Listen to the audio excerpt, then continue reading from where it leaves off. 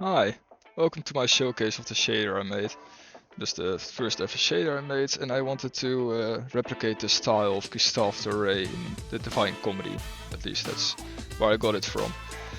So I got some pictures together, got some inspiration, and tried my best to recreate it in 3D.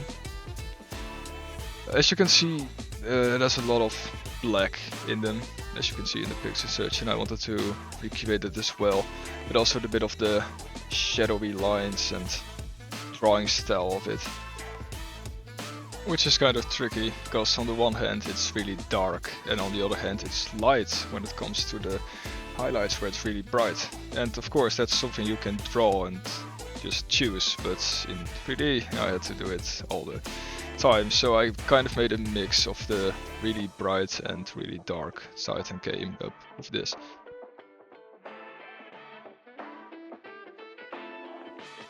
Here I'm taking a closer look to the lines that I made that are on every object that you see. Gustave uses it a lot throughout his book, and I had to incorporate it as well. So it is based on how you look, it changes to where you view it. Because we are in a 3D space, everything changes, and we do not have just a 2D image that we can look at. So if you look at from the top, you can see the lines are all straight and are just showing the roof. But if you look at them from a different angle, you can see they change, so you can see the difference in height. I also worked a bit with the scriptable and the pipeline of it to allow color to it, so I have a different layer that I can just add to any objects, and then it will still pass color through and not just be fully black and white. Here I'm just showing off the parameters that I can change. I mean, you have a lot of freedom on it, but I just wanted to create the style of Gustave, which is usually just black and white. But if you want, you can change the colors, you can change the shading tiling, you can change whatever you want.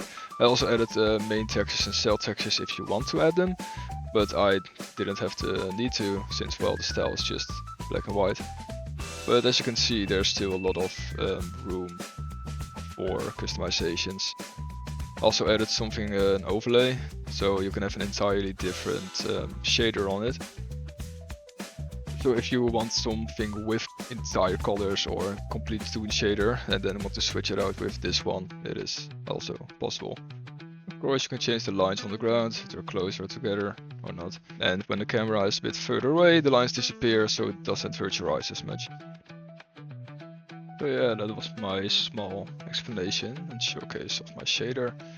I'll just let this small loop play again, so you can admire this work.